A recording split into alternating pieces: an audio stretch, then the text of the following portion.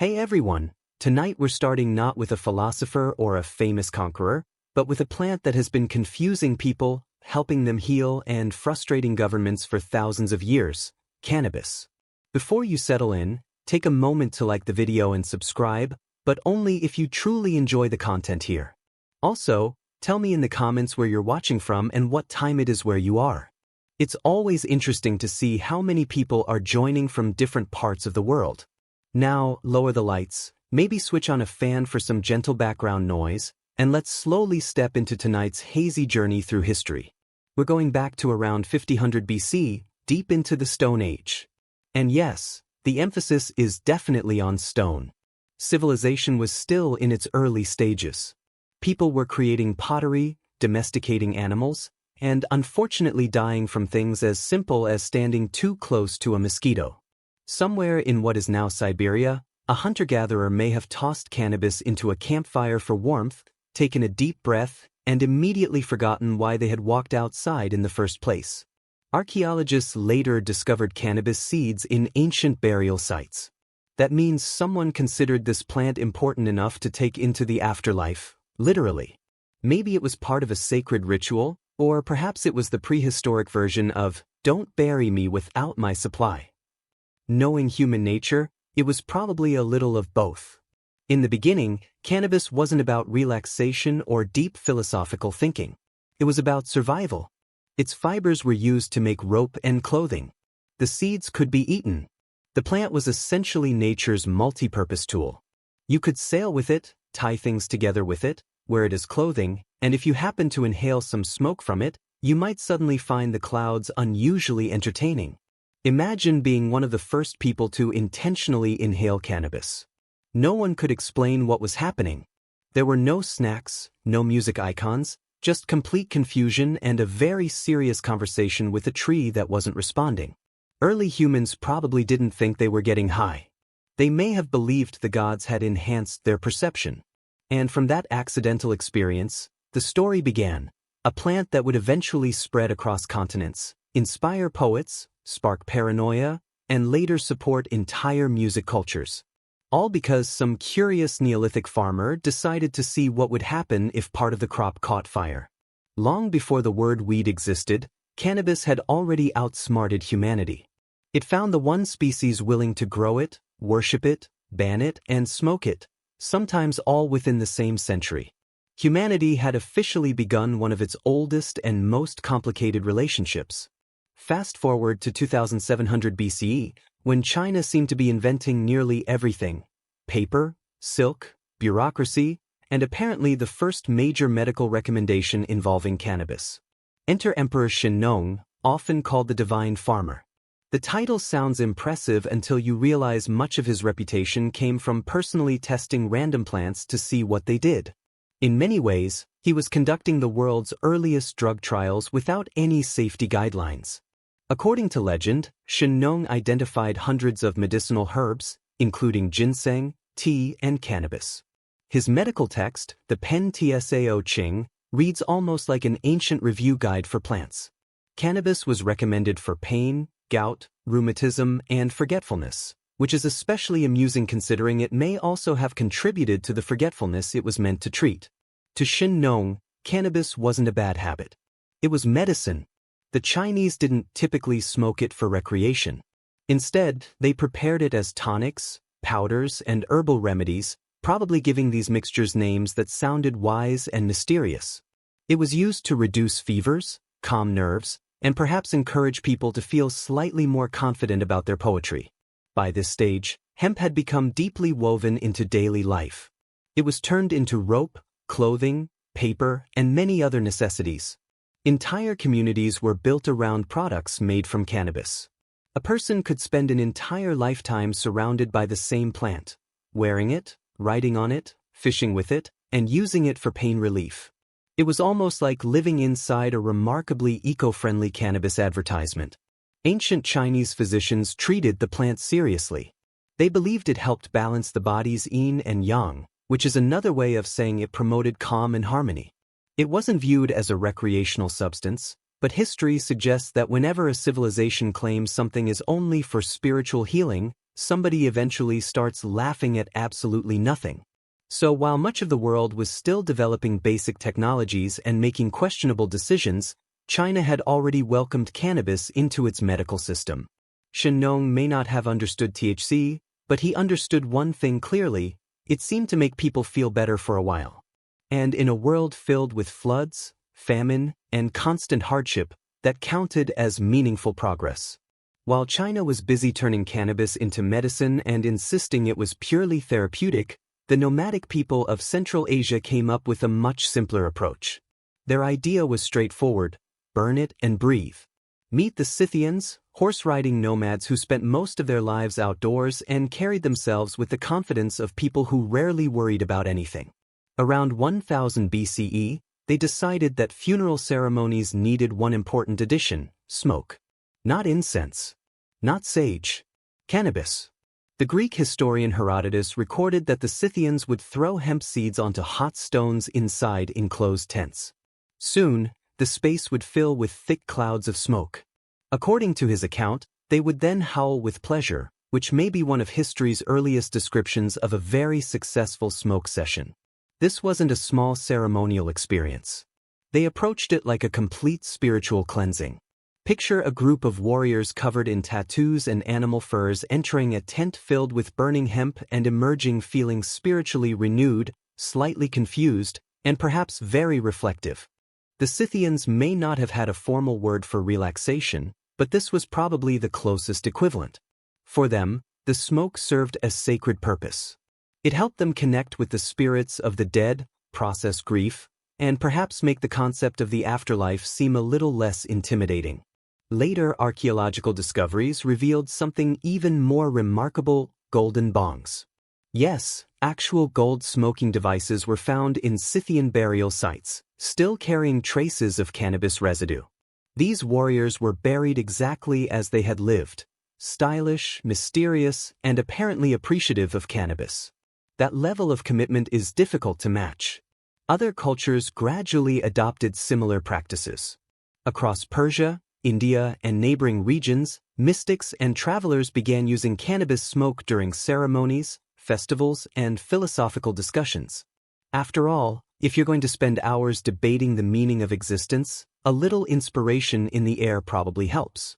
While Chinese scholars were writing about balance and medicine, the Scythians were refining the ancient art of the hotbox.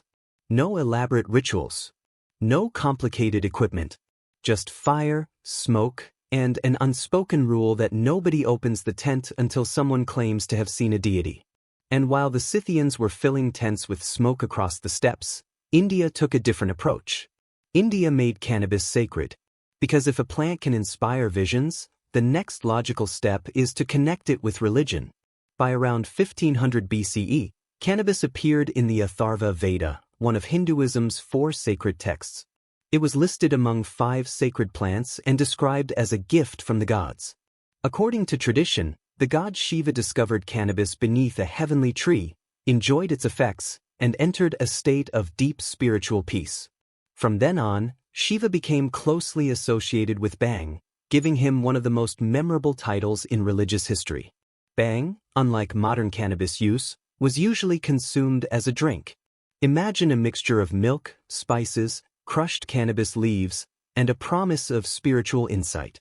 Priests, yogis, and festival participants drank it during religious ceremonies, honored the gods, and perhaps occasionally lost track of exactly what they were discussing. It wasn't illegal. It was sacred. In temples, cannabis was used to cleanse the spirit. In villages, it was used to help people tolerate their relatives. It served as medicine, meditation, and a gentle escape, all in one useful leaf.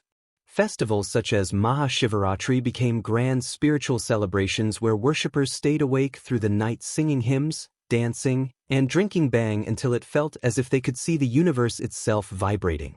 If enlightenment had a recipe, it was probably 1 part devotion, 1 part cannabis, and 1 unfortunate hangover the next morning. Unlike many civilizations that viewed cannabis as either a ritual aid or a trade commodity, India gave it a distinct personality: playful, spiritual, and deeply human. It was not merely a plant. It became a companion on the journey toward understanding the universe, or at least feeling as though you understood it. That was part of its appeal. No one claimed it was only for health. It was openly connected to joy, transcendence, and occasionally forgetting that another decade of drought still lay ahead. While much of the world treated cannabis with caution, India elevated it to divine status. People didn't simply consume it, they honored it. Here, getting high was not seen as escapism. It was viewed as a path toward enlightenment, preferably with better snacks along the way. While India was happily raising cups of bang in honor of Shiva, China approached cannabis from a much more serious perspective. In China, even enlightenment seemed to require proper records and documentation. By around 1000 BCE, cannabis had already become part of Taoist ritual life, which combined meditation, alchemy, and unusual practices aimed at achieving immortality. Taoist monks believed that burning cannabis incense allowed them to communicate with spirits and glimpse the future. If you have ever imagined such an experience, it probably seemed fascinating for the first few minutes and rather overwhelming afterward. In Taoist writings, cannabis was sometimes referred to as the liberator of sin. That sounds inspiring until you consider that it may also have encouraged people to wander into forests searching for answers among the clouds.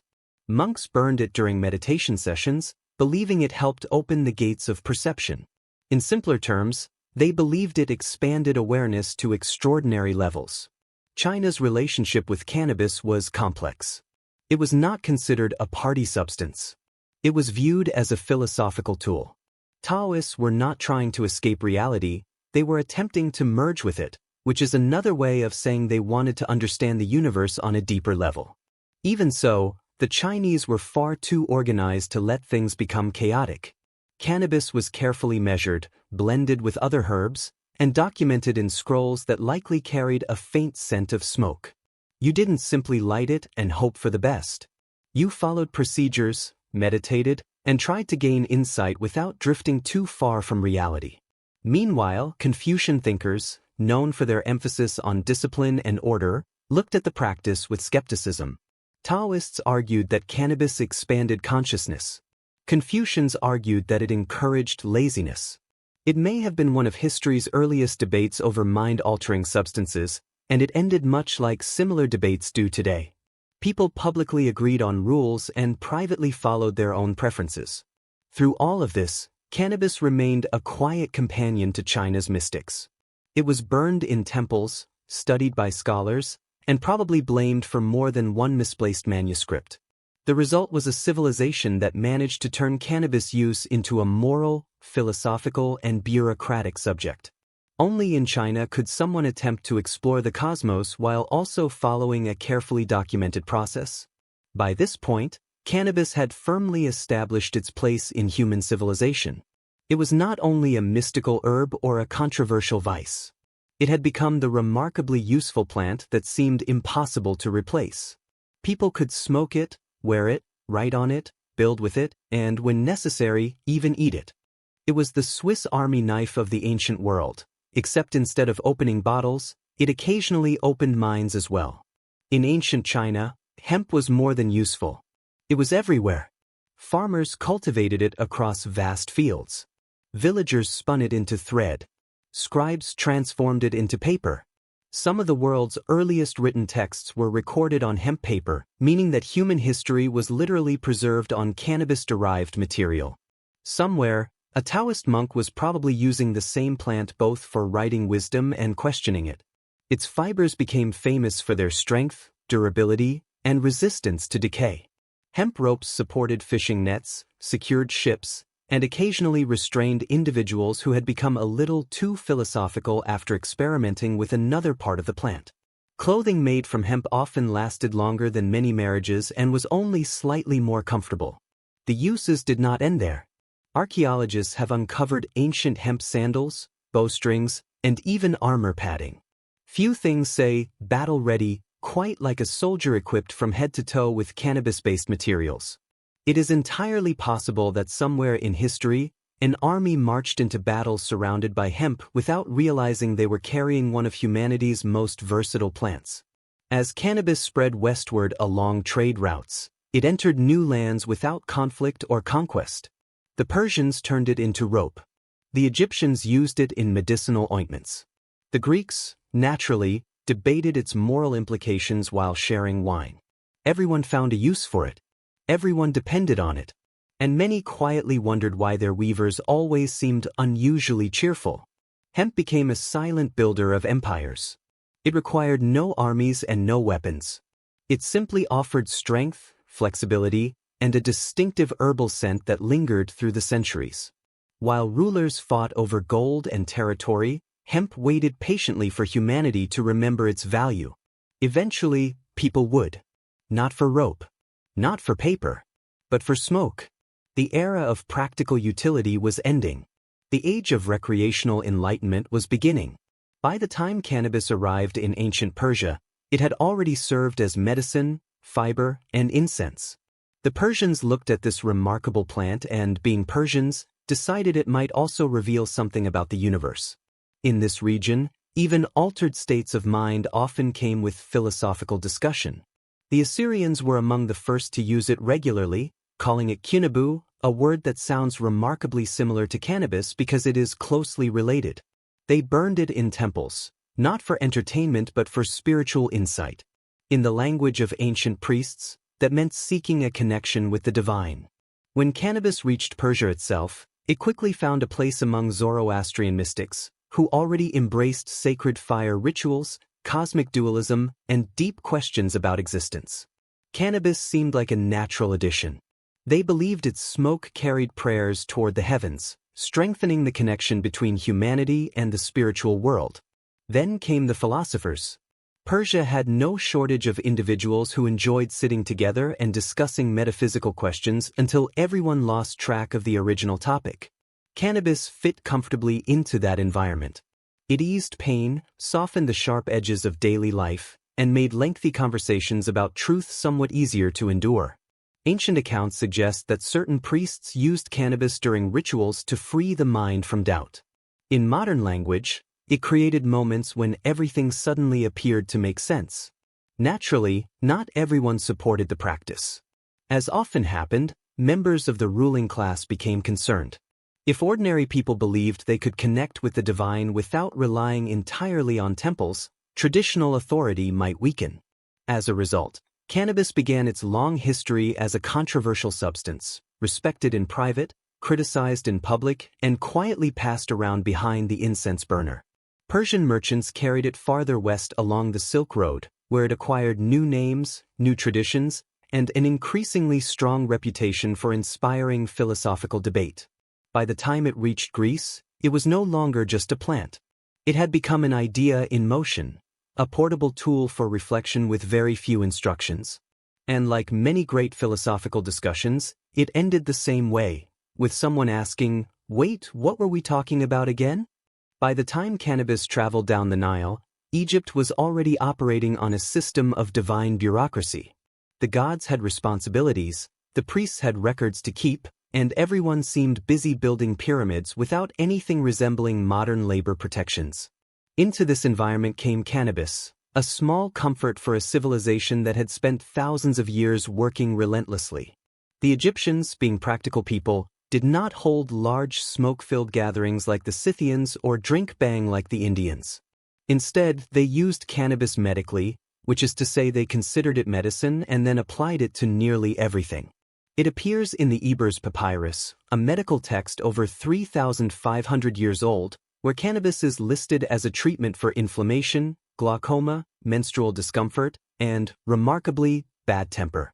That final use alone might have prevented a few royal conflicts. Priests were the primary guardians of cannabis use. They blended it into oils, balms, and incense used during temple ceremonies. Imagine a high priest carrying a censer filled with fragrant smoke while insisting its purpose was entirely spiritual. Of course, the belief was that the pleasant aroma helped carry prayers to the gods while making worshippers feel more connected to the divine. Cannabis even found its way into concepts of the afterlife. Archaeologists have discovered traces of it in mummy wrappings and burial chambers, suggesting that some Egyptians believed it had a place beyond death. It is not difficult to understand why. Eternity is a long time, and many descriptions of the afterlife still involved work. Women also benefited from its use. Ancient Egyptian midwives prescribed cannabis to help reduce the pain of childbirth. Considering there were no modern painkillers, only prayers, herbal remedies, and traditional practices, this was a significant form of relief. One can almost imagine the advice: "Breathe, my queen, and apply the oil." Members of the nobility used it as well. Pharaohs enjoyed luxury, and cannabis-based ointments were often applied to ease migraines and other discomforts, whether caused by the burden of leadership or endless discussions about construction projects. In short, the Egyptians did not only build monuments. They developed ways to cope with the pressures of daily life. Cannabis was not an act of rebellion. It was a practical tool for survival.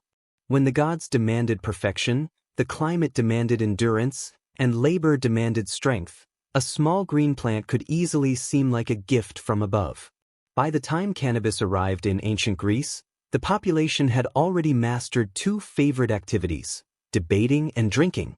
Naturally, a plant associated with reflection and occasional confusion fit comfortably into that culture. The Greeks did not invent cannabis use. They simply analyzed it as they analyzed everything else. To them, very little was complete until it had been discussed, classified, and transformed into a topic for intellectual conversation. And so began the relationship between cannabis and philosophy, or, as Plato might jokingly have called it, the Republic of Relaxation. Greek physicians such as Hippocrates and Dioscorides wrote about cannabis in medical texts, praising its usefulness for treating inflammation, earaches, and various forms of pain. They were not openly smoking beneath the Acropolis, but the plant was certainly known and discussed, often in the serious manner that made every subject sound important. Picture a symposium, a hall filled with conversation, cups of wine passing from hand to hand, philosophers reclining on couches, and someone casually asking, "What if reality itself is an illusion?" Heads nod. Debate follows. Somewhere nearby, someone coughs after inhaling a little too much medicinal incense. The Greeks did not view cannabis as scandalous. They saw it as part of the natural world. It grew freely, helped treat illnesses, and occasionally inspired the sort of insight that could complicate friendships. Soldiers used hemp to assist in healing wounds, while thinkers likely used it to challenge established ideas. Everyone found their own purpose for it. Even Herodotus, often described as the great traveler and historian of the ancient world, wrote about the Scythians and their famous vapor-filled rituals. The Greeks admired such practices, though they often acted as if they were above them. It is similar to how modern people admire wellness retreats while rarely attending one themselves. It is not that Greek philosophers required cannabis to think deeply. They already questioned everything: gods, laws, morality, and even everyday inconveniences. Cannabis simply made those questions seem even more significant. So while Athens debated the meaning of virtue in peaceful gardens, some lesser-known philosopher was probably staring at an olive tree for hours and quietly concluding, "I think it understands me." Honestly, that may be one of the most Greek moments imaginable. When the Roman Empire was not conquering territories, it was often adopting the cultures, foods, religions, languages, and resources of the people it encountered. Naturally, cannabis became part of that process as well. The plant entered Rome gradually through trade routes and quickly established itself. The Romans did not celebrate it as a sacred gift like the Indians or turn it into a philosophical discussion like the Greeks. They simply used it, debated it, and documented it. To the Romans, cannabis was practical. Hemp fibers were used to produce ropes, sails, and tents, essential equipment for an empire constantly on the move. Hemp ropes pulled ships across the Mediterranean, secured cargo, and served countless everyday purposes. Medical practitioners valued it too. Dioscorides, the same Greek physician whose work Rome eagerly adopted, recommended cannabis for earaches, gout, and joint pain. Considering how much marching, labor, and military service occurred throughout the empire, there was certainly no shortage of patients. Some sources also claimed it could reduce sexual desire, a recommendation that likely failed to impress certain members of Roman society. Roman women used cannabis-infused oils as part of beauty and wellness routines, believing they softened the skin and relieved various physical complaints. Given the challenges of daily life in the ancient world, such treatments were probably appreciated. However, it would be inaccurate to imagine Rome filled with carefree cannabis enthusiasts. For Romans, intoxication often carried moral implications. Wine was considered civilized and respectable. Other substances were viewed with greater suspicion. Anything that encouraged pleasure outside established social structures attracted criticism. As a result, although hemp was common throughout the empire, smoking cannabis was often associated with foreigners, mystics, and unconventional individuals. Even so, the plant continued spreading across Roman territories. Roman soldiers carried hemp seeds into distant provinces, unintentionally helping establish cultivation across large parts of Europe. From Britain to North Africa, cannabis took root quietly and persistently, much like many ideas Rome struggled to control. While emperors raised cups of wine and philosophers debated virtue, hemp was helping hold the empire together in a very literal sense. It appeared in sails, ropes, scrolls, clothing, and remedies. Much of Roman infrastructure depended on a plant that many people were reluctant to openly praise. Rome eventually declined, but cannabis remained. Patient and resilient, it simply waited for another civilization to rediscover its value and claim it as something new. By the time the Silk Road entered its golden age, cannabis had achieved something most empires could only dream about: global influence without military conquest.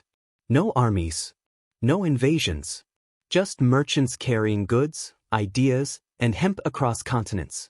Imagine a caravan crossing the deserts of Central Asia. Camels move steadily forward. Traders endure the heat. Spices fill the air with rich scents. Somewhere among the cargo sits a sack of cannabis seeds marked for medicinal use. It was the ancient equivalent of a very convenient explanation. Along these trade routes, cannabis became remarkably adaptable. In China, it served as medicine and paper. In India, it held sacred significance. In Persia, it became associated with wisdom and spiritual reflection. By the time it reached parts of the Middle East and Africa, it often appeared in the form of hashish. Portable, concentrated, and increasingly popular. Merchants were not only trading silk, spices, and precious goods. They were also transporting ideas, traditions, and cultural practices from one civilization to another. Cannabis traveled alongside them, becoming part of a growing exchange that connected much of the known world. Every trade stop turned into a kind of exchange hub for ideas, stories, and the occasional cloud of fragrant smoke. You could hear Sanskrit hymns mixing with Persian poetry, while someone in the corner unintentionally reinvented hotboxing. The assassins of Alamut, a secretive sect of hashish users in Persia, became well known along these routes. According to chroniclers, mostly biased, nervous Europeans, they used hashish before carrying out political killings. The reality is less clear. They likely simply enjoyed the substance and were skilled at combat. Still, the legend persisted, and the word hashishin eventually evolved into the modern term assassin, a linguistic creation shaped by fear and poor public relations. Further west, Arab physicians studied cannabis in medical writings, describing it both as a remedy for sadness and as a risk to discipline, a description that still feels surprisingly accurate. Traders, meanwhile, learned a key business lesson. People will always pay more for anything that helps them forget they have been riding a camel for 9 months. Through the Silk Road, cannabis became one of the first truly global plants. It crossed languages, religions, and moral systems, while everyone insisted they were using it only for healing purposes. Whether monk in China, merchant in Samarkand, or mystic in Cairo, the experience was the same: smoke, dust, and mild enlightenment. Cannabis had effectively gone viral with no way to log off. By the time of the Islamic Golden Age, cannabis had become the polite guest nobody officially admitted inviting, yet no one asked to leave. From Baghdad to Cairo, it moved quietly through mosques, palaces, and poetry gatherings, rarely discussed openly, but always present. This era produced major advances in algebra, astronomy, medicine, and philosophy, alongside a plant that made intellectual life slightly more relaxed. Scholars like Avicenna and Al-Razi included cannabis in their medical texts, describing it as useful for pain relief, digestion, and calming the spirit, essentially a medieval way of saying, take this and stop arguing about theology for a few minutes. Islamic teachings had a complex stance on intoxication. The Quran prohibited alcohol, but did not clearly address cannabis, leaving space for interpretation. And whenever interpretation exists, people quickly find loopholes. This contributed to the rise of hashish culture, the classic gray zone of religious law. Sufi mystics embraced it more openly. These spiritual poets and dancers used music, prayer, and ecstatic movement in pursuit of unity with the divine. For them, cannabis was not a vice but a bridge, an aromatic, slightly amused pathway towards spiritual connection. At the same time, religious authorities disapproved. Hashish dens appeared from Egypt to Persia, filled with scholars, merchants, and others who were not supposed to be there. Officials called it a moral disease, while preachers labeled it the herb of laziness. Yet enforcement efforts repeatedly failed, partly because the enforcers often ended up confiscating evidence for personal study. By the 13th century, hashish had become an open secret. Poets praised it, rulers banned it, doctors prescribed it, and the poor used it freely. Everyone had an opinion, though many forgot what they were saying halfway through. So while Europe was preoccupied with witch trials and occasional bathing, the Islamic world debated whether cannabis brought people closer to God or simply closer to sleep. Either way, the result was the same: a highly creative civilization that may have been mildly altered in perspective. In the rugged mountains of 11th century Persia, cannabis gained its first major reputation crisis. The story centers on a secret group called the Nizari Ismailis, who built fortified mountain strongholds, challenged empires, and removed political opponents when necessary. Their leader, Hassan-I Sabah, ruled from the fortress of Alamut, Eagle's Nest, a more diplomatic name than murder headquarters. According to medieval rumor, his followers, the Hashishin, used hashish before missions, entering a calm, divinely focused state. Chroniclers claimed this made them fearless and extremely effective killers. However, this dramatic account is almost certainly exaggerated. There is no solid evidence that hashish was used in this way. The story likely originated from enemies who needed an explanation for why a small, organized group consistently outperformed larger forces. Blaming drugs was easier than admitting superior strategy and planning. The narrative spread quickly. Returning European crusaders carried tales of Eastern assassins intoxicated by strange substances. Over time, hashishin evolved linguistically into assassin, merging myth, fear, and misunderstanding into a lasting label that has survived for centuries. Ironically, the Nizari Ismailis were more often scholars, engineers, and diplomats than mindless killers. They built libraries, negotiated treaties, and only used violence when they saw it as necessary. Still, the myth stuck, fueled by unreliable chroniclers and medieval imagination. As a result, hashish became permanently linked with shadowy violence, even though the association was largely based on rumor. The word assassin itself is essentially a product of exaggeration and poor historical verification. By the time cannabis reached medieval Europe, the continent already had a predictable response to unfamiliar ideas: fear them, ban them, then quietly adopt them later. Hemp was already widely used for rope, oil, and fabric, and no one questioned it. But smoking it changed everything. Medieval Europe, already strained by wars, famines, and plagues, was not receptive to experimentation. The Church controlled law, medicine, and moral judgment, and it strongly disapproved of substances that made ordinary people appear cheerful during sermons. Even so, cannabis entered quietly. Monasteries cultivated hemp for parchment and prayer tools while simultaneously writing moral warnings about sinful plants. It is likely that at least one monk experienced an unexpectedly profound moment involving candlelight and long chants. By the 13th century, physicians and apothecaries were discreetly using cannabis oil to treat pain, fevers. Meanwhile, returning crusaders brought back stories of hashish users in the East, groups described as strangely calm and nonviolent. European chroniclers often interpreted this calmness as something unnatural or threatening, rather than simply different. Gradually, cannabis was added to the list of substances condemned by the Church, alongside pagan practices, heresy, and anything that challenged social control. Officially, it was called a devil's herb, though it continued to be used privately by midwives, herbalists, and people dealing with chronic pain.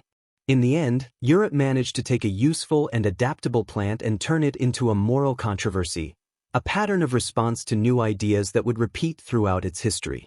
Hemp stayed legal as long as it behaved. The moment it suggested pleasure, it was rejected. This marked the beginning of Europe's long history of both fearing and relying on the same substance. By the late Middle Ages, cannabis had achieved something rare: survival through constant upheaval. Empires rose and collapsed, languages evolved, entire civilizations disappeared, yet the same resilient green plant continued to grow wherever soil and human stress existed. Across Europe, hemp was used for ropes, sails, paper, and clothing. The age of exploration was, in practical terms, supported by it. Not the recreational version, but the industrial one that kept ships functional. Explorers like Columbus would not have reached the New World without hemp-based rigging, caulking, and even clothing. In that sense, cannabis played an indirect role in global exploration. Despite its usefulness, its reputation remained split. For the working class, it was an essential crop. For physicians, it was medicine. For religious authorities, it was associated with moral decline. Different groups depended on it, criticized it, or both simultaneously, a pattern that has repeated throughout history. During the Renaissance, as scientific thinking expanded, cannabis quietly re-entered medical practice. Apothecaries prescribed it for pain relief, seizures, and insomnia. Writers made subtle references to it, while society still publicly discouraged intoxication, even as other substances like gin became widespread, revealing inconsistent moral standards. In the colonial period, cannabis spread globally through European expansion. The Spanish introduced it to the Americas, the Portuguese carried it to Africa, and the British scaled its production. Each empire presented it as an agricultural advancement, though it also functioned as an economic opportunity. By the 19th century, cannabis had shifted from sacred use to controversy and then to scientific interest. Victorian doctors used it in tinctures for nervous disorders, sleep issues, and hysteria, while society largely ignored widespread dependency on substances like laudanum. Physicians supported its medical value, artists referenced it, and governments eventually moved toward prohibition, often driven by concern over public behavior and control. Despite bans and shifting attitudes, cannabis has remained a subject of debate for thousands of years. It has outlasted empires, philosophers, religious authorities, and prohibition movements. It contributed to shipbuilding, medicine, cultural myths, and at times simple leisure. Attempts to regulate it have never fully succeeded, as it continues to reappear in human societies in different forms and contexts. Rome, 1480. A city deeply immersed in corruption and political decay, where even moral authority was often questioned. In this environment was born Lucrezia Borgia, daughter of Cardinal Rodrigo Borgia, who would later become Pope Alexander VI. From the beginning, Lucrezia's life was shaped less by childhood and more by political design. Her father, Rodrigo, was known for ambition and manipulation, surrounded by mistresses, rivals, and scandals. Her mother, Venazia de Catania, was one of his long-term partners, a Roman widow who understood the realities of power and survival in such an environment. Lucrezia quickly became the most valued of their children. Intelligent, composed, and politically useful, she was treated as an instrument of alliance from a very young age. By the time she was 6, negotiations were already taking place that involved her future marriage and political role. Her education focused on rhetoric, diplomacy, and controlled behavior rather than play or religion alone. She was trained to appear harmless while understanding political strategy. Contemporary accounts describe her as graceful and attractive, with the kind of presence that Renaissance writers admired and idealized. As Rodrigo Borgia advanced toward the papacy through alliances and political maneuvering, Lucrezia observed how Rome operated. She learned early that virtue was often symbolic, while survival required adaptability in moral and political decisions. When Rodrigo became Pope Alexander VI in 1492, the Vatican effectively became an extension of the Borgia family's influence. Politics, marriage, and power were tightly interconnected, and Lucrezia became central to this system of alliances. By the age of 12, she was already engaged in arranged marriages designed to strengthen political ties across Europe. Her first engagement to a Spanish nobleman ended quickly. A second arrangement with a Neapolitan noble also dissolved when it no longer served political interests. At 14, she was married to Giovanni Sforza, Lord of Pesaro, a man significantly older than her. The marriage was purely strategic, intended to secure alliances between powerful families. The ceremony was grand, attended by Rome's elite, while Lucrezia was treated as a political agreement in human form. She played her role carefully, maintaining grace and diplomacy. However, shifting political alliances soon made her husband less useful to the Borgia interests. As tensions grew, Giovanni Sforza fled Rome and accused Lucrezia and Pope Alexander VI of incest, a scandal that shocked and entertained European courts alike. The Borgia response was political rather than defensive. The marriage was annulled on the grounds of non-consummation, ending the union officially and restoring Lucrezia's freedom. Giovanni was discredited, while Lucrezia's reputation became widely discussed across Europe. Shortly afterward, a new political arrangement was planned for her. This time, her intended husband was Alonso of Aragon, an illegitimate Neapolitan prince. The match was designed to strengthen papal influence in southern Italy. At around 17, Lucrezia appeared to experience a rare moment of personal contentment. Alonso was close to her age, reportedly respectful, and far more agreeable than her previous husband. This arrangement seemed, at least temporarily, more balanced than her earlier politically driven marriages. The pair had a son, Rodrigo, named after her father, because who wouldn't want to remind everyone of the family brand at every possible occasion? For a short and bright moment, the Borgias appeared almost respectable, but respectability does not sell in Renaissance Rome. Political winds shifted faster than morals, and soon the alliance with Naples began to fall apart. Her brother Cesare Borgia, charming, intelligent, and at times violent, decided that Alfonso had become inconvenient. In Borgia terms, that meant he was finished. One summer evening in 1500, attackers targeted Alfonso on the steps of St. Peter's Basilica. He survived the first attempt, which was almost unexpected. But while he was recovering in his rooms, he was later strangled. Witnesses claimed Cesari's men were responsible. Others suggested that Lucretia herself may have been present. The truth, as with most Borgia accounts, likely sits somewhere between fear and rumor. Lucretia was said to have wept deeply afterward, though it is unclear whether her sorrow was for lost affection or lost political position. The Vatican presented the event as an attack by unknown criminals, but few accepted that version. Rome's gossip spread quickly: the Pope's daughter, the poisoner, the Black Widow of the Tiber. Whether she was guilty or not, her reputation was firmly established. Rather than collapsing under the scandal, Lucretia adapted. She learned how to appear delicate while quietly enduring everything around her. She withdrew into convent life for periods of reflection, or, as critics suggested, to wait for public attention to fade. By the age of 18, she had already been married twice, widowed once, and linked to more accusations than most senior church officials. But her story did not end there. Her next marriage was not only about family strategy, it marked a turning point in her status. In 1502, at 22 years old, Lucretia Borgia became Duchess of Ferrara. And for once, not everyone reacted with outrage. Her marriage to Alfonso d'Este, heir to the powerful Este family, was less romantic and more political calculation. The Borgias needed respectability after years of scandal, rumors, and deaths. Ferrara, in return, needed papal support and a large dowry. In simple terms, both sides accepted the arrangement with hesitation but benefit in mind. When Lucretia arrived in Ferrara, she brought wealth, fine fabrics, servants, musicians, and a reputation that made many uneasy.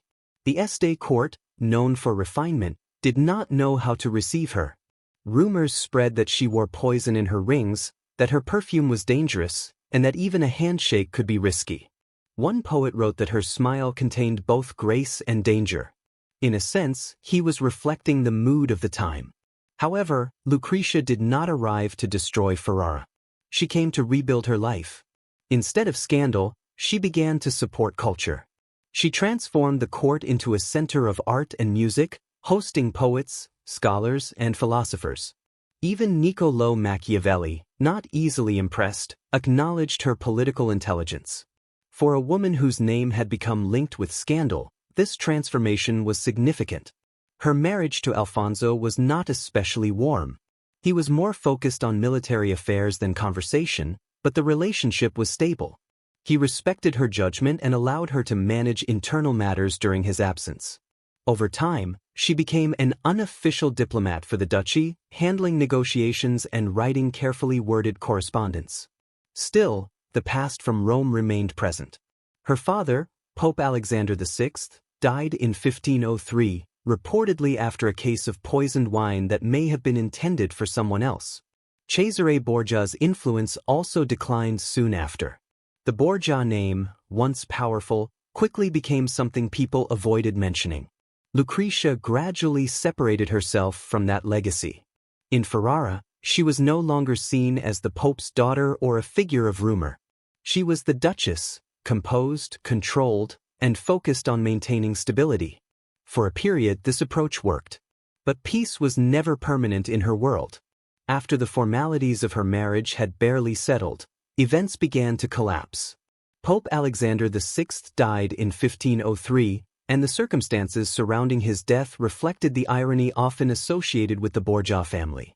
Reports suggested that both he and Cesare may have accidentally consumed poisoned wine meant for another target. Whether coincidence or misfortune, the result was the same. The family's central authority disappeared, and its influence quickly weakened. For Lucretia, this meant both relief and vulnerability. Without her father's protection, the Vatican turned against the Borgias. Cesare lost his lands, his army, and his political power. He was eventually captured, imprisoned, and later killed in Spain, dying far from the influence he once held. By the age of 31, his life had ended in obscurity compared to his earlier position. The collapse of the Borgias left Lucretia politically isolated. In Rome, her name remained tied to scandal. In Ferrara, it was still viewed with caution. Courtiers continued to speak about the family's past, poisonings, accusations, and rumors that had followed them for years. Yet Lucretia did not react openly. Instead, she became more reserved and more strategic in her behavior. In her letters to allies, she often described herself as a woman shaped by hardship. This was a deliberate choice of language. She did not attempt to deny her past. Instead, she focused on surviving beyond it. While her relatives lost titles and positions, she remained in Ferrara, steadily securing her role within the court structure. Her husband Alfonso, who had initially been cautious about her reputation, gradually began to depend on her. She managed correspondence, oversaw estates, and received foreign ambassadors with notable skill. The Duchess of Ferrara, once associated with scandal, became essential to the administration of the court. Still, an unspoken shadow remained. Her family name could not be fully cleared. Rome had largely stopped speaking about the Borgias, but silence, as Lucretia understood, was rarely neutral. It often meant people were waiting for new rumors to confirm old suspicions. By the early 1510s, Lucretia Borgia had completed one of the most unlikely transformations in Renaissance Italy, from a controversial papal daughter to a respected duchess. Her court in Ferrara developed into a cultural center for poets, artists, and philosophers. It became a place where intellectual life and court politics blended closely. Under her support, Ferrara attracted writers such as Ludovico Ariosto, whose Orlando Furioso would later become a major literary work. Musicians like Josquin de Prez and Antonio de Bison performed at her court, contributing to its cultural reputation. Lucretia herself was also active in the arts, playing the lute, writing poetry, and hosting intellectual gatherings. Her influence was not only cultural but also political. While Alfonso focused on military defenses and artillery, Lucretia handled diplomacy with care and precision.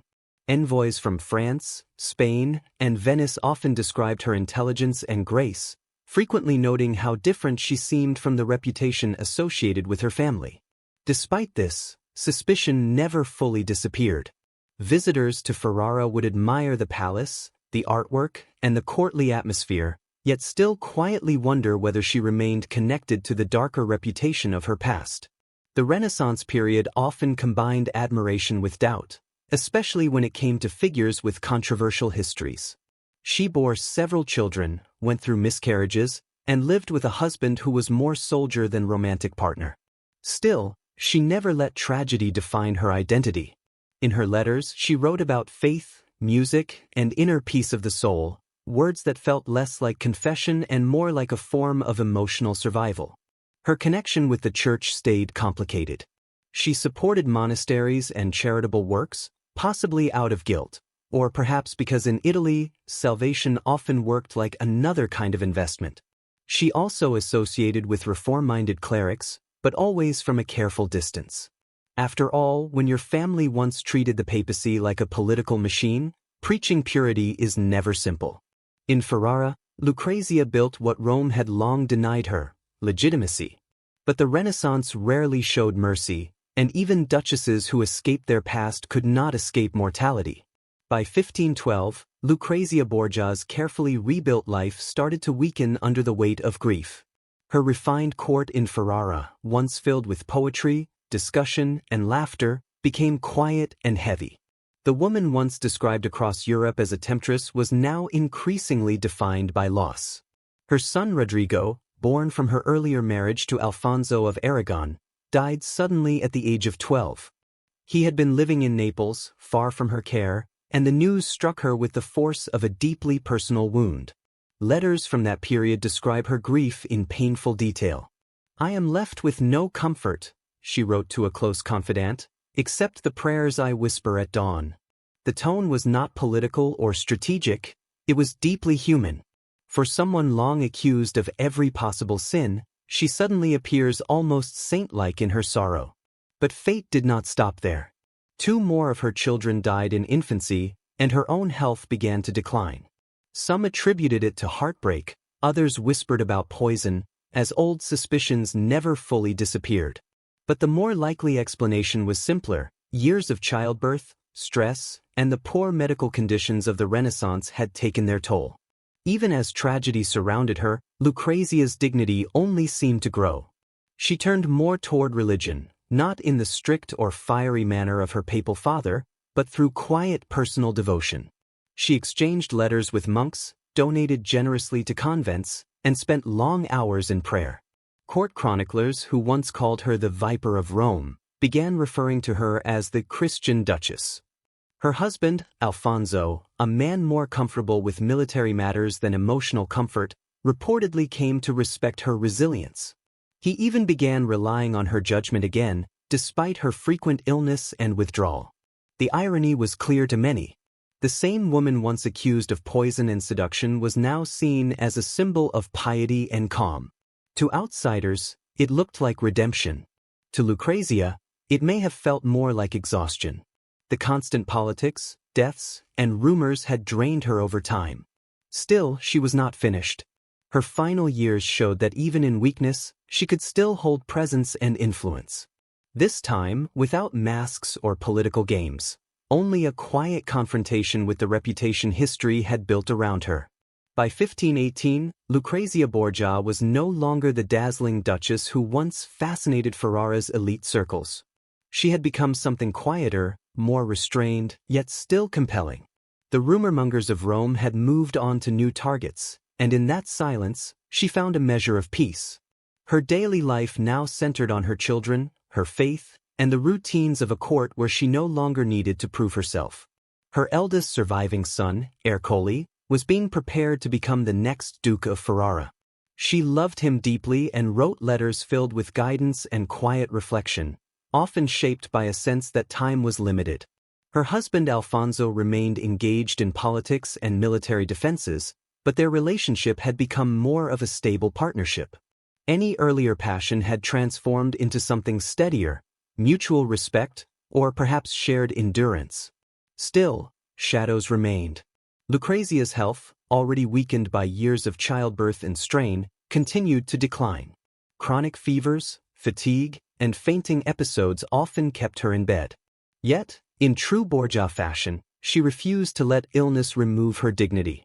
Visitors still described her as calm, even radiant, despite her failing body. In June 1519, she went into labor once again, her 10th pregnancy. The child, a girl, was stillborn. Complications followed, and infection set in. Renaissance medicine offered little beyond herbs, prayer, and hope. There was nothing effective that could be done. As her fever worsened, Lucrezia requested confession, received the sacraments, and asked to be left alone with her chaplain. Witness accounts describe her final days as peaceful and composed, far removed from the image of a political seductress painted in earlier rumors. On June 24, 1519, Lucrezia Borgia died at the age of 39. Her final reported words were a prayer for her children and forgiveness for those who had wronged her. Ferrara mourned sincerely. Poets expressed grief, courtiers praised her kindness, and even former critics acknowledged she died as a true Christian noblewoman. She was buried in the convent of Corpus Domini, a quiet resting place that matched her final years more than any royal palace. In death, she gained what life had often denied her: silence, not the silence of gossip, but of rest. Death did not end Lucrezia Borgia's story, it made it permanent. Soon after her passing, pamphlets, poems, and historical accounts across Europe began reshaping her life into legend. To some, she became the ideal Renaissance villain, the Pope's daughter linked with poison, desire, and political schemes. To others, she was an innocent woman trapped within a ruthless family system, shaped more by those around her than by her own actions. The truth likely sits somewhere in between, or perhaps outside both extremes. Later writers were fascinated by her contradictions. Victor Hugo portrayed her as a dangerous femme fatale in his 1833 play Lucrece Borgia. Donizetti transformed that image into opera, giving her a voice filled with guilt and emotion. Artists painted her with golden hair and cold expression, often holding a goblet in one hand and a skull in the other, half Madonna, half executioner. Even Machiavelli, who had encountered her brother Cesare Borgia, hinted that her political awareness made her as capable as any ruler of her time. Yet those who studied her surviving letters found a different picture: a woman speaking tenderly about her children, managing convent finances, praying regularly, and signing her letters as "your most devoted Lucrezia." No clear poison, no obvious seduction, only intelligence, reflection, and quiet sadness. Her legend endured because she embodied a Renaissance contradiction: beauty and corruption, grace and ambition, virtue and suspicion. She lived in an era where men poisoned cities and called it diplomacy, yet she was judged more harshly for simply existing within that same world. The same society that forgave powerful men for violence rarely forgave Lucrezia for surviving her circumstances. Centuries later, historians began reassessing her story. Modern scholarship now views her less as the she-devil of Rome and more as a political survivor born into an unstable and dangerous family. She played the role she was given because she had few alternatives, and she performed it well enough to leave a legacy that still draws attention 5 centuries later. In the end, Lucrezia Borgia became what history often creates most effectively: a mystery written in perfect handwriting. Whether she is remembered as saint or serpent depends entirely on who tells her story. One fact remains constant: few women in history have walked so steadily along the thin line between condemnation and immortality. And even after her death, the world continued to echo her name. In the center of ancient Rome, between the Aventine and Palatine hills, stood a monument of chaos and glory, the Circus Maximus. It was not simply an arena. It was the living core of Rome, filled with dust, danger, and what many saw as divine madness. On race days, much of the city would arrive. More than 200,000 people filled the space shoulder to shoulder, shouting, sweating, and hoping their chosen team would avoid a crash before the first turn. From a distance, the circus appeared like a sun-faded giant structure, almost 600 meters in length. Inside, the scene was complete intensity. Senators rested beneath silk canopies, their rings reflecting light. Ordinary citizens cheered from stone seating, waving pieces of colored fabric, red, blue, green, or white, the symbols of their racing factions. Even the emperor would lean forward when the signal was given, just as focused as the butcher or baker seated below. Trumpets sounded. The charioteers, young men driven more by bravery than caution, tightened their reins and silently prayed to Fortuna, the goddess of luck. Horses stamped the ground and exhaled sharply, their bronze decorations shining in the sunlight. Then, with the drop of the mappa, the white starting cloth, the race began. 12 teams surged forward, wheels shaking and sand flying under hooves. The noise grew so intense it seemed to shake the marble itself. The air carried sweat, leather, and burned oil. In moments, the crowd became fully engaged, shouting names, insulting rivals, and holding tightly to their wagers. The danger was very real. A single mistake at the spina, the central divider, could send a driver into the stands or under his own horses. Death was sudden in the circus, but so was fame. A winning charioteer could gain massive admiration, with his name celebrated in taverns for weeks. To the Romans, the circus was not only entertainment, it was a form of religion in motion. Every race felt like a prayer, every crash like punishment from the gods. It was a place where divine belief and gambling met, where emperors sought public approval, and where even the poorest slave could briefly feel the power of control. As the dust settled, one idea remained clear. Rome lived for the race, and at times, it also died because of it. If the Circus Maximus was the heart of Rome, its pulse was divided into 4 colors: red, blue, green, and white. These were not just teams. They were identities, political loyalties, and strong emotional attachments combined. Every Roman was connected to a faction, whether born into wealth or living in poverty. Wearing a team color was not about style, it was a belief system. The Reds were passionate and aggressive, strongly supported by working-class citizens. The Whites represented tradition and old wealth. The Greens, supported by merchants and the growing middle class, were known for strategy and sometimes bribing officials to influence outcomes. The Blues were the most powerful, backed by senators and even emperors, symbolizing elite authority and discipline. These factions were more than names shouted in stadiums. They operated like large organizations. Each had stables, trainers, financial backers, priests, and intelligence networks. They purchased top horses from Spain and North Africa, trained charioteers like soldiers, and built systems that could even resemble military operations. Some factions even employed professional cheerers whose only role was to outshout rival supporters. Clashes between fans were common. Streets could turn violent when a favorite driver lost unfairly or when sabotage was suspected. It resembled modern sports rivalries, but with far more danger and weapons involved. Emperor Nero once attempted to reduce tension by supporting both the Greens and the Blues. Instead, it increased rivalry, as each side demanded exclusive imperial favor. For supporters, victory was deeply personal. Winning brought pride and confidence. Losing often led to frustration and revenge for the next event. Children grew up loyal to factions, families were divided by team support, and conflicts sometimes started over whether one driver had intentionally caused a collision. Ultimately, the Circus Maximus was more than a racetrack.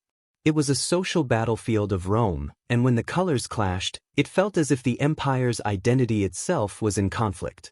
To the crowds of the Circus Maximus, charioteers were seen as heroes on wheels. They were admired like stars, widely celebrated, and often did not live beyond 30 years of age. Their names, such as Scorpus, Diocles, and Purpureus, were remembered in markets and taverns for their skill and speed around the spina. However, behind this fame was a harsh reality. Most charioteers were not born free. They were slaves, bought and trained by racing factions from a young age. Only a few earned freedom through victory, and even fewer survived long enough to enjoy it. Training began in stables where boys learned to control 4 horses at once, powerful animals that were difficult to manage. The reins were often wrapped around the driver's body so that if they fell, they would be dragged until they stopped or died.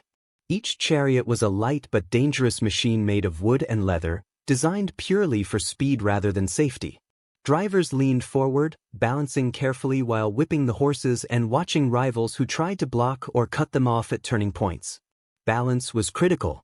Lean too far and the chariot could flip. Move too slowly and competitors could crush you from behind. A single race could turn an unknown slave into a celebrity or end his life on the track. Despite the risks, the rewards were significant. Successful charioteers could earn large amounts of money each season, wealth comparable to senators. The famous driver Diocles retired after 24 years with a fortune equivalent to hundreds of millions in today's value. Even he admitted that every victory came with cost: broken bones, dead horses, and lost companions. Fans followed them intensely, painting their images on walls, wearing small charms, and praying for their success. Some even left offerings at shrines, including coins, hair, or curses directed at rival teams. Charioteers understood their position clearly. They were not just athletes, they were essentially gladiators on wheels. Every race was a conflict disguised as sport, and every lap carried serious risk. In a society built on spectacle, even a dramatic death could be treated as a form of recognition. When the signal was given and the mappa dropped from the magistrate's hand, time seemed to slow for a moment. The gates opened, and 12 chariots rushed forward like released animals. The roar of the crowd followed immediately, like a wave of sound. For the next 7 laps, roughly 5 miles, the Circus Maximus turned into a mix of speed, dust, and danger. The track, covered in fine sand, circled the spina, a central divider decorated with statues, shrines, and obelisks taken from Egypt. These objects added a religious and ceremonial meaning to the race. However, once the wheels began moving, attention shifted away from symbolism and focused entirely on survival. Charioteers stayed low, reins tightly wrapped around their bodies for control, using the whip with precision. Each team of 4 horses, called a quadriga, had to function as one coordinated unit, responding instantly to the driver's movements. The outer horse influenced speed, while the inner horse controlled the turning angle. If even a single part failed, the entire chariot could break apart like fragile pottery. The most dangerous section of the race was the meaty, the turning posts at both ends of the spine. Here, drivers risked everything for just a few inches. A highly skilled charioteer would pass so close that his wheel nearly scraped the stone. A slight mistake meant hitting the post and being thrown violently from the chariot. Crashes, known as naufragia or shipwrecks, were the crowd's favorite spectacle. Horses screamed, wood shattered, and bodies were thrown into disorder. The audience reacted with loud, intense excitement. Some spectators fainted, gamblers ripped at their clothing, and even emperors leaned forward in interest. Even when a charioteer fell, the race did not pause. The next driver simply steered around the wreckage, sometimes even using fallen rivals as obstacles against competitors. Each lap was tracked by bronze dolphins or eggs placed along the spine. These simple markers pushed the tension higher with every turn.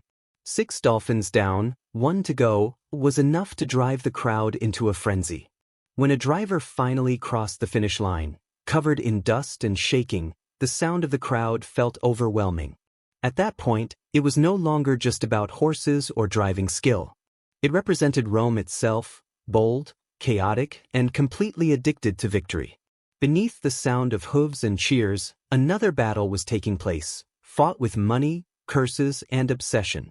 Betting at the Circus Maximus was not a casual activity. It functioned almost like Rome's unofficial religion. Senators, soldiers, and slaves all participated, united by a simple reality: fortune never stayed with anyone for long. Bookmakers moved through the stands with wax tablets, accepting wagers on everything: the winning team, number of crashes, even whether a favorite horse would survive the first turn. Spectators placed coins like offerings, whispering prayers to Fortuna, the goddess of luck. For many, she was considered more dependable than Jupiter. The amounts involved were enormous. Wealthy elites sometimes wagered entire estates on a single race, while laborers risked their weekly wages in hopes of sudden wealth.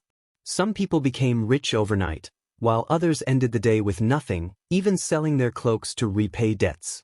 In extreme cases, gamblers ended their lives after devastating losses, something Romans viewed with a strange mix of shock and respect. Charioteers themselves were also part of this gambling system. Factions bribed stable workers for inside information, such as sick horses, injured drivers, or even sabotaged wheels. Rumors spread quickly, and odds shifted with every new piece of gossip. Rome, always skilled in spectacle, turned even deception into entertainment. However, betting was not only about money. It also acted as a form of tribal conflict disguised as sport. Supporters of different factions often clashed in the streets after losses, blaming corruption, fate, or misfortune. In one major riot, fans of the Greens and Blues even set parts of the city on fire, showing how intense the rivalry could become. Even emperors were drawn into this atmosphere. Caligula reportedly placed massive bets on the Green faction and once threatened a charioteer who cost him a race. Nero went further, entering races himself and still declaring victory even after falling from his chariot.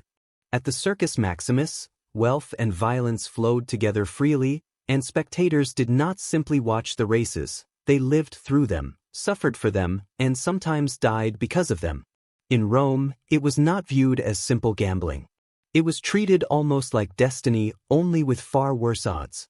Before marble statues and imperial ceremonies dominated public life, charioteers were among Rome's greatest celebrities. These lean, sun-tanned men, always close to serious danger, held fame that rivaled even generals. Their images appeared in taverns, their names were carved into walls, and their supporters cheered louder than military legions. Gaius Appuleius Diocles became one of the most famous drivers in history, often compared to a modern sports legend. He raced for 24 years, changing factions like professional athletes change teams for better contracts. By the end of his career, he had won nearly 1,500 races and earned a fortune large enough to feed Rome for an entire year, or host an extremely lavish banquet. Then there was Scorpus, the rising star of the Greens. Young, charismatic, and exceptionally fast, he won around 2,000 races before dying in a crash at only 26 years old. The crowd mourned deeply, as if a major figure of Rome had fallen. His tomb inscription famously reads that he won the victory palm 1,000 times, yet was denied his youth. These men were not considered noble, yet the public admired them because they challenged Rome's strict social order. A slave could rise above senators if he mastered the reins. Freedmen, foreigners, and the poor could all become heroes through skill and courage. In that sense, it was one of the closest things to social mobility in the empire. Success also brought luxury. Famous drivers lived like royalty, with villas, servants, lovers, and endless wine. Factions protected them like valuable assets, using bribes, guards, and sometimes even poison to keep rivals away. Fan groups formed around them, and when a driver switched teams, riots could break out as if a major political betrayal had occurred.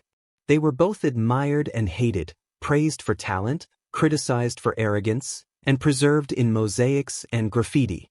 To ordinary Romans, they represented everything exciting and dangerous about their world: glory, risk, and the possibility that anyone could achieve lasting fame. In a city ruled by emperors, it was the charioteers who truly captured the public's voice. To outsiders, the Circus Maximus looked like a simple racetrack. But for Romans, it was the most powerful political space in the empire. The crowd's roar was not only about racing, it reflected loyalty, ideology, and control.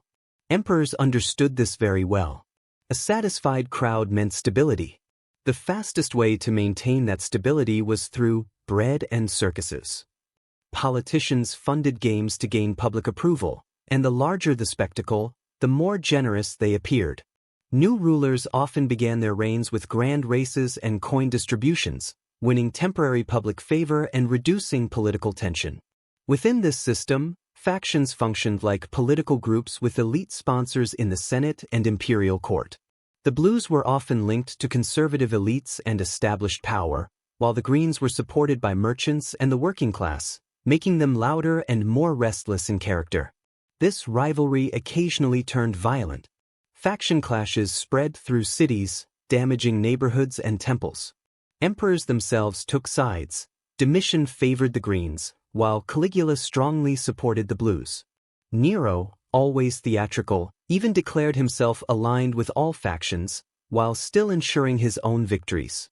The public was aware that outcomes were often manipulated, but ignoring it was part of the experience. The circus worked as a pressure release system. When taxes increased or food supplies failed, citizens expressed anger by booing the emperor during races instead of rebelling directly. These reactions carried real political weight. A poorly received event could lead to unrest. Centuries later, Emperor Justinian faced similar faction riots in Constantinople's Hippodrome, nearly losing control of the city. Rome had created the model, and later empires followed it. For rulers, the circus was both a source of strength and a potential threat, the place where public approval could secure power or destroy it within a single afternoon. Every lap around that track was more than a sport. It acted as a reflection of Rome itself, fast, brilliant, and always one turn away from catastrophe. The Circus Maximus was Rome at its most spectacular and its most severe. Under the noise of cheers and music, there existed a ritual of destruction. Races were events of life and death, and the Romans, always open about their desires, found both outcomes equally captivating. Crashes or naufragia, shipwrecks, were the core of the spectacle. They occurred so often that spectators began to see them as signs from the divine. When a chariot struck the spina, some believed they were witnessing the gods deciding human fate. Horses screamed, wheels shattered, and drivers were thrown like dolls. The fortunate died quickly, the unfortunate were dragged across the track by their reins until only the horses reached the finish line. Yet the crowd cheered death even more than victory. The circus was not a place of mercy.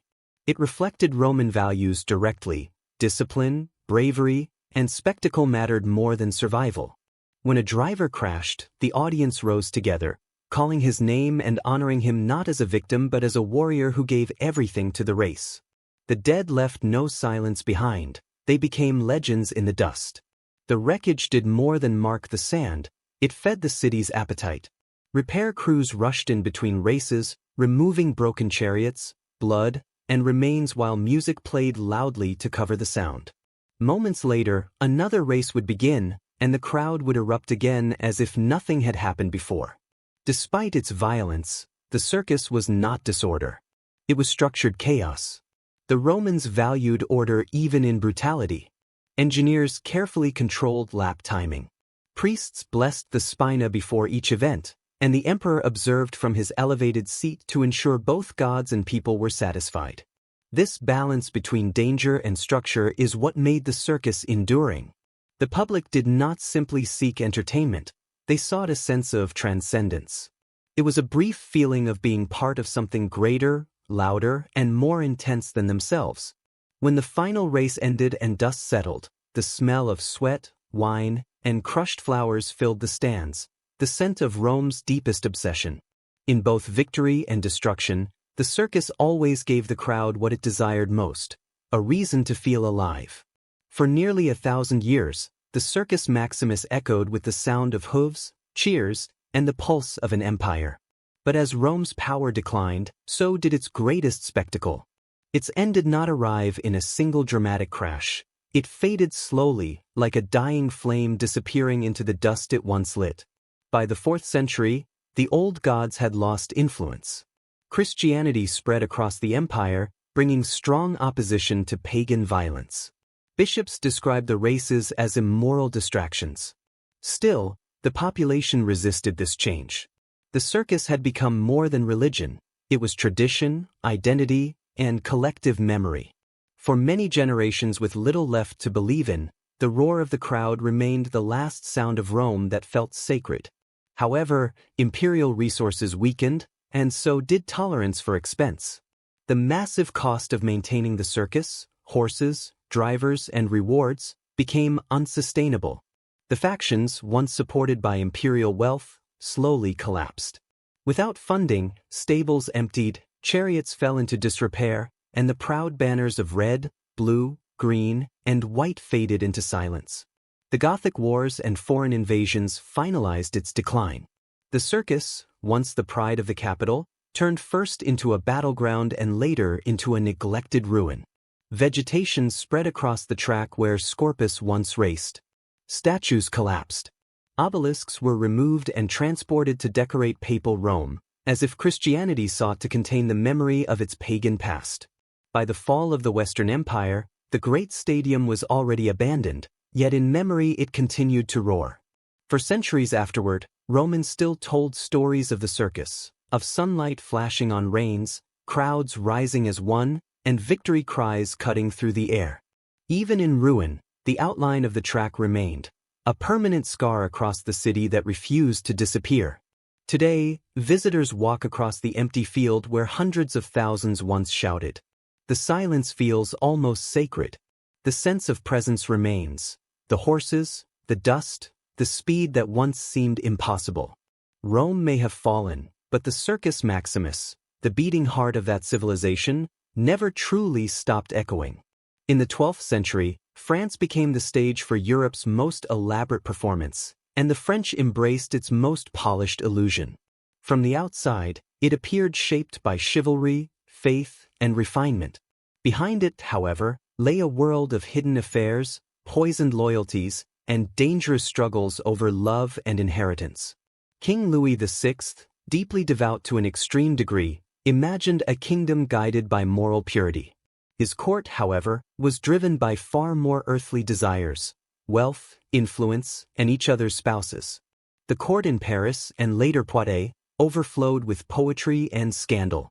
Troubadours sang of courtly love, a refined literary version of adultery that made infidelity sound almost honorable. A knight could publicly devote himself to a married noblewoman, and opposition from her husband was dismissed as a lack of understanding of romance. At the center of this contradiction stood Queen Eleanor of Aquitaine, intelligent, bold, and far more dynamic than the strict religious atmosphere around her. She introduced a southern culture of openness and sensual expression that alarmed northern clergy. Her court became a gathering place for poets, lovers, and opportunists alike. Love became performance, gossip became currency, and loyalty was reinterpreted as convenience. Nobles played their roles carefully. Behind every polite gesture or formal bow was calculation, debts of favor, carefully spread rumors, and secret letters exchanged at night. Marriages were political arrangements rather than emotional bonds. A single mistake, even a glance, could threaten entire family lines. This culture of appearance stretched from Paris to the great duchies of Champagne and Aquitaine. In halls filled with music and poetry about impossible love, real people risked everything to imitate those ideals. Romantic affairs were not only expressions of emotion, they were acts of resistance against arranged marriage and rigid hierarchy. However, the 12th century court was also deeply dangerous. Beneath its polished surface existed spies, confessing priests, observant servants, and nobles who used rumors as weapons as effectively as swords. In this world of silk and ceremony, every kiss carried political meaning, and every romance had the potential to spark conflict. If France had a central pulse in the 12th century, it flowed through Eleanor of Aquitaine. Born into one of Europe's richest duchies, she embodied qualities the medieval world claimed women should not possess: intelligence, independence, and influence. Her marriage to Louis VI of France was intended to unite devotion and authority, but instead it produced one of history's most unstable royal partnerships. Louis was deeply religious, cautious, and extremely humble, often placing spiritual obligation above personal comfort. Eleanor, raised in Aquitaine's culturally rich environment of poetry, music, and open social interaction, found the northern French court restrictive. The king's strict religious focus and constant emphasis on confession clashed sharply with her ambitions and temperament. Her presence attracted poets, knights, and crusaders, making her more than a royal consort. She became a driving cultural force within France. Yet in such an environment, admiration quickly gave way to rumor. During the Second Crusade, Eleanor accompanied her husband to the Holy Land, and rumors spread across Europe. Chronicles suggested she spent more time with her handsome uncle, Raymond of Poitiers, than with her husband. Whether accurate or not, this story damaged reputations quickly and widely. When the royal couple returned to France, their marriage had effectively collapsed. Louis, feeling humiliated and believing he was under divine punishment, sought an annulment. Eleanor, however, did not grieve. She planned her next step. Within weeks, she arranged a marriage to Henry of Anjou, who would soon become Henry II of England. It was one of the most significant political decisions of the medieval period. The woman who had been Queen of France became Queen of England and brought large territories in southwestern France with her. Paris was shocked. Church officials criticized her quick remarriage. Nobles whispered that no woman could change kings so easily without some form of witchcraft. But Eleanor did not rely on superstition, only strategy and timing. She turned personal disgrace into political advantage. With her departure, the French court lost a major influence, but in England her story, along with her interest in politics and influence, was just beginning. When Eleanor of Aquitaine married Henry of Anjou, soon Henry II of England, Europe reacted with shock and widespread gossip. The marriage united England, Normandy, and Aquitaine into a large political domain. It also brought together two strong and volatile personalities. Henry was intelligent, energetic, and highly temperamental. Eleanor was equally capable and even more proud. Together, they formed a powerful but unstable partnership. At first, the marriage appeared successful. Henry valued her intelligence and experience, and Eleanor appreciated having a partner who respected her authority. Their court became a center of politics, culture, and debate. Diplomats noted their influence, poets praised their court, and rivals feared their combined power. However, in a court where words carried political weight, cooperation gradually turned into competition. Henry's desire for control extended across his territories, his church relations, his nobles, and eventually his wife. Eleanor, who had ruled Aquitaine in her own right, felt reduced to a symbolic role. She withdrew to Poitiers, where she surrounded herself with writers and thinkers. Behind this cultural setting, political tension increased. Reports spread that Henry had relationships with several mistresses. Eleanor, though affected, remained firm and began communicating with dissatisfied nobles and, more importantly, her sons. Their correspondence, often coded, discussed themes like honor, inheritance, and justice, terms that reflected political opposition. A major turning point came when Henry's relationship with Rosamund Clifford became widely known. Later accounts exaggerated the story, suggesting jealousy and extreme reactions from Eleanor, including claims she confronted Rosamund directly. These versions are likely inaccurate, but they reflect the level of tension at the time. Eleanor's sense of humiliation and opposition to Henry became more pronounced. By her 50s, Eleanor found herself at the center of a family conflict. Her sons, Richard, Geoffrey, and Henry the young king, eventually opposed their father with her quiet support. In a political system ruled by monarchs, Eleanor's written communication became her main tool of influence. What began as a family dispute expanded into a broader political conflict affecting England and France. By 1173, the Angevin Empire under Henry II had effectively become divided by internal tension rather than united rule. Henry's sons were aware that their authority was limited despite their royal status. The eldest, Henry the young king, had been crowned during his father's lifetime but held little real power. Richard governed Aquitaine under his mother's influence, while Geoffrey of Brittany developed his own political strategies. Eleanor, living away from court and recovering from years of frustration, viewed her sons as a possible path to political change rather than revenge. The rebellion began gradually through letters, alliances, and negotiations. Eleanor encouraged her sons to demand greater independence. Louis VII of France, her former husband, joined the conflict, showing how long-standing political rivalries continued to influence events. France supported the sons, and the empire came under serious pressure. Henry responded quickly and forcefully, suppressing the rebellion and reclaiming control over key regions. Many castles aligned with Eleanor were captured. After the collapse of the rebellion, Henry turned his attention to his family. His sons sought forgiveness, but Eleanor did not receive any reconciliation. She was arrested while attempting to leave for her territories and placed in confinement. A queen was now held prisoner by her own husband. For 16 years, she remained under guard, moved between royal residences. Court reports suggested she spent time writing and maintaining correspondence, while political tension continued within the family. Her daughters married into European royal families, and her sons remained politically active. Although Henry maintained control, his position weakened over time.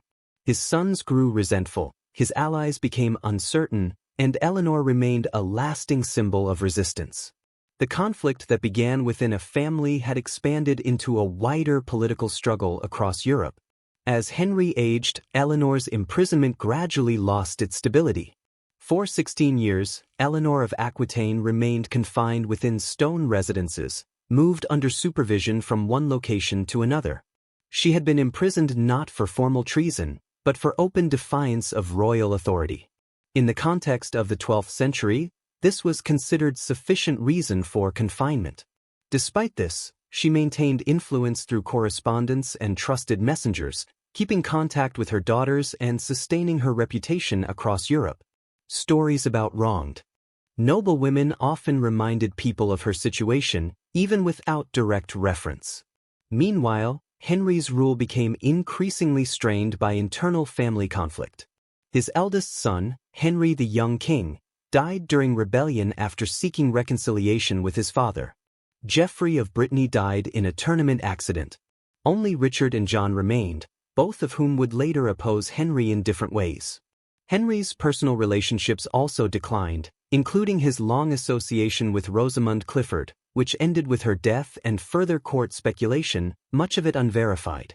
By 1189, Henry's health and authority had weakened significantly. Another rebellion began, led by Richard with Eleanor's support. Philip II of France joined the campaign. Surrounded by pressure from multiple fronts, Henry eventually accepted defeat. When he saw that his son John had also joined the opposition, he reportedly expressed resignation and despair. Henry died the same year, ending his rule after years of conflict with his family. When the news reached Eleanor, she was released from confinement. Her release was not dramatic but a natural consequence of the political shift. At nearly 70 years old, she re-entered public life. With Henry's death, her long period of imprisonment came to an end, and she regained her freedom and political presence. When Henry II died, the crown passed to his strongest heir, Richard the Lionheart, a warrior, crusader, and the son who most reflected his mother's character. His first decision as king was not a grand procession through London or punishment of his father's supporters. Instead, it was the release of Eleanor of Aquitaine.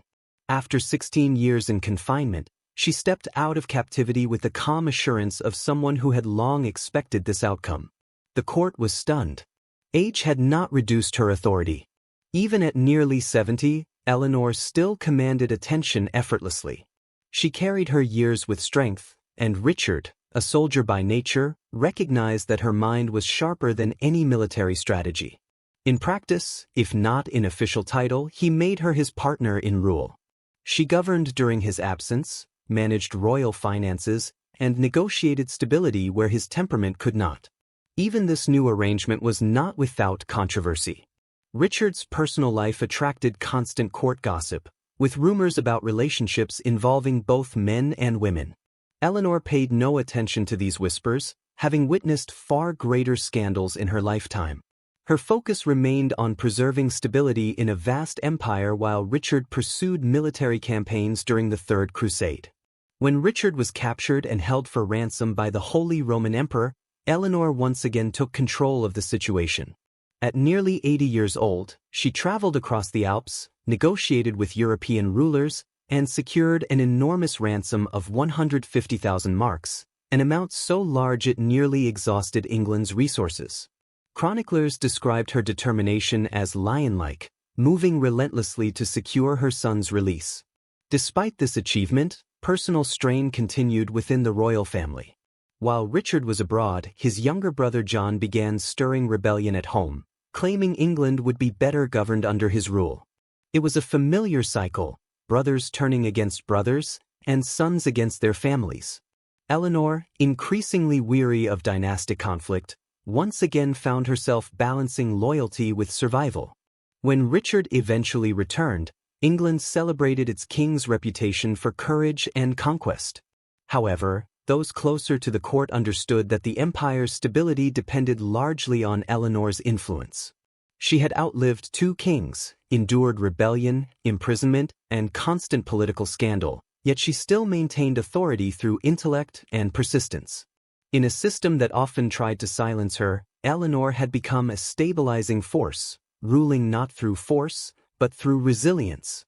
Even after Richard's return from captivity, Eleanor understood that peace within her family would remain fragile. Richard's reign brought military prestige but also internal disorder. His long campaigns drained resources, and his absence created political space that his brother John quickly exploited. John, who had previously betrayed both his father and Richard during captivity, once again pursued power. Eleanor saw through his ambition. While Richard earned loyalty through bravery, John relied on manipulation and fear. In her final years, Eleanor worked continuously to hold the empire together. She negotiated temporary truces, calmed rebellious nobles, and issued correspondence that carried real political weight. However, it became increasingly clear that time and alliances were no longer on her side. When Richard was struck by a crossbow bolt during a siege in 1199, Eleanor traveled to him immediately. On his deathbed, the king remained composed and told her not to grieve, saying that kings do not die in tears. His death broke what remained of unity within the Angevin dynasty. John quickly claimed the throne before Richard was even buried. At 77, Eleanor could have withdrawn from political life, but she instead continued her efforts. She traveled through Aquitaine to secure support for her youngest son, John. Even those who disliked him respected her authority and reputation, which still carried significant political weight. Nevertheless, John's rule soon became unstable. He clashed with barons, strained relations with the church, and alienated former allies. Eleanor, recognizing the pattern of his behavior, gradually withdrew from active court politics. She came to the realization that she had raised both capable leaders and destructive ones. Her final major political act was arranging the marriage of her granddaughter Blanche of Castile to the French heir, a diplomatic effort intended to secure peace between two long hostile kingdoms. By the early 13th century, Eleanor of Aquitaine had outlived most of those who once tried to control her, kings, rivals, and influential figures alike. At nearly 80, she had become a living symbol of a fading era. Revered and feared in equal measure, she remained a figure whose presence alone commanded respect. From Fontevraud Abbey, she continued to influence politics through correspondence rather than formal authority. Her letters helped negotiate treaties, resolve disputes, and guide nobles and rulers. Kings and bishops still sought her counsel, aware that age had not weakened her judgment. Chroniclers described her as a woman whose will had never been broken, despite a lifetime surrounded by political pressure. Yet opinions about her remained divided. To the church, she was seen as overly worldly, intelligent, and politically assertive. To poets, she represented the ideals of courtly love and romantic influence. To her descendants, she symbolized both noble power and inherited political instability. Her lineage would go on to shape European history for centuries, including the ruling families of England, France, and Castile. Later conflicts, such as the 100 Years' War, could trace part of their origins to this dynastic network. Beyond politics, Eleanor also reshaped the concept of queenship. Before her, royal women were often limited in influence. After her, they were increasingly recognized as political actors. She exercised power through diplomacy, intelligence, and cultural influence, forms of authority that proved as lasting as military conquest. In 1204, Eleanor died peacefully at Fontevraud. She was buried beside Henry II and Richard the Lionheart, two kings who had both been shaped by her influence and never fully escaped it. Her tomb depicts her holding a book, not a crown or a weapon, symbolizing a life defined by knowledge and narrative as much as power. After her death, the French court she once influenced continued to feel her legacy.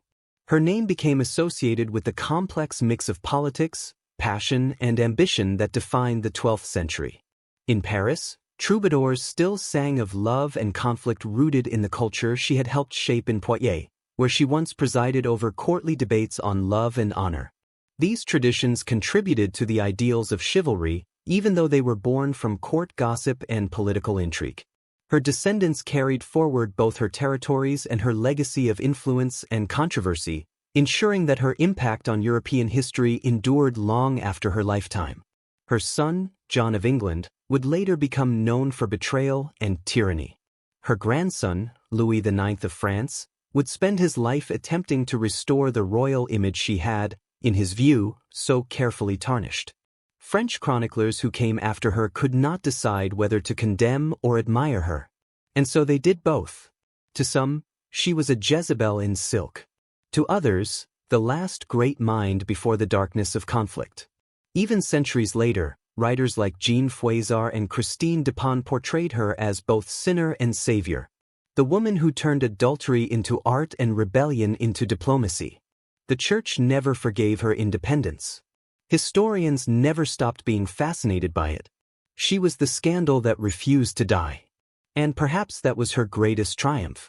While men like Henry and Richard filled chronicles with their battles, Ellalinina's battlefield was human nature itself. She ruled not through armies, but through influence, the most enduring weapon of all. By the time the 12th century gave way to the 13th, the ideals of courtly love, political intrigue, and royal scandal had become inseparable from French identity. Behind the hymns and heraldry still lingered the echo of her laughter, the sound of a queen who had outwitted kings, rewritten morality, and made scandal itself a form of immortality. See,